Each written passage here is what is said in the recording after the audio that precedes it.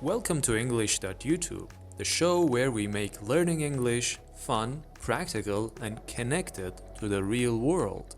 I'm Behrouz, your guide on this language journey. In every episode, we'll take snippets from some of the most famous podcasts out there, breaking down interesting words and expressions and explore how to use them in everyday conversations. Whether you're preparing for an exam, boosting your career, or just curious about English, this is the place for you. So grab your headphones, get ready to learn. Let's dive into today's episode. Let's get started. And there's so many things that kids have to worry about today. It does make me profoundly sad that even fairly innocuous things that a kid may experiment with can have been tampered with. The first word is innocuous. Innocuous means completely harmless or causing no harm. Some mushrooms look innocuous, but they're in fact poisonous. The other word is tamper. To tamper with something, or when we say that something is tampered with, we want to say that it has been touched or changes have been made to it that should not have happened, usually without enough knowledge of how it works or when you're trying to damage it. I could see immediately that the lock had been tampered with.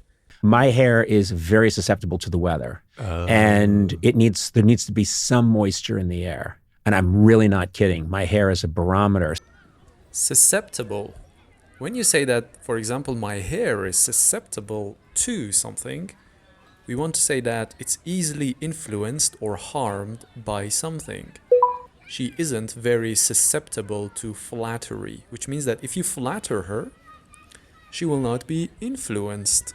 I come in today thinking, that's one area where I've got 21-year head start on Malcolm Gladwell. Head start. A head start is an advantage that someone has over other people in something such as a competition or race. Head start over or on somebody. This is very important. You've got a head start on others trying to get the job because you've got relevant work experience, which means that you have this advantage of having work experience. So this is a head start on others. What I really wanted, the final piece was, I wanted Disney to sue us because I've heard they're famously litigious. Yeah. He says Disney is famously litigious.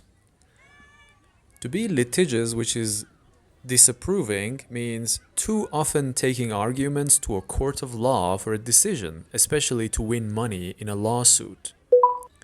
The US is the most litigious society in the world, which means that they take arguments to a court of law in the hopes of winning money. I thought this is the greatest marketing opportunity in the history of my podcast.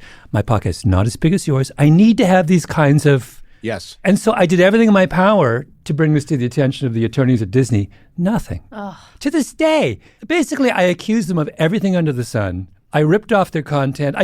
When he says that I ripped off Disney's content, he means that he stole it. He didn't respect copyright, hoping that they would sue him. So, to rip something off means to steal it. He rips stuff off from supermarkets to pay for his heroin. And they just deployed it towards these kind of like whack job doctors who were way out of, the norm. Whack job. So, whack job is not a job. It's actually a person. It's an adjective for a person, someone who is very strange or has mental problems. Stay away from him. He's a real whack job. And a whack job doctor doesn't necessarily mean that they have mental problem. It means that they are crooks. In small town Tennessee, and visited them hundreds of times. Wined and dined them. And convinced them to write thousands of prescriptions for OxyContin. To wine and dine someone is not especially a bad thing. It doesn't amount to bribery. but it means to entertain someone by giving them food and drinks.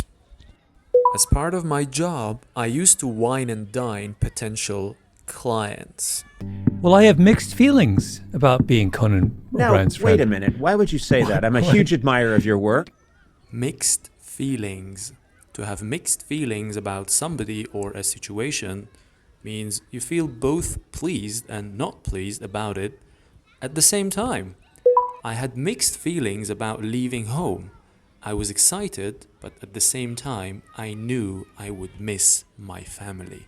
Because this is something that hit me recently. I don't often reveal my interior life, my emotions, but I'm going to get vulnerable here for a moment, which is, as you guys know, I'm an empty nester now. Both my kids are in school. Empty nester. You could probably guess what it means. It means someone whose children have grown up and no longer live at home.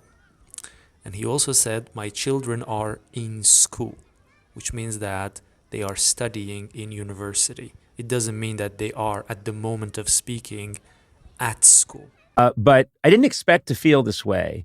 But I remember feeling this way at Halloween. I walked by some houses and they were all decked out with, skeletons and witches and things like that. Decked out. The houses are decked out. But this word doesn't just apply to houses. It also applies to people. Deck someone or something or yourself out in something. This is an interesting expression. Learn it.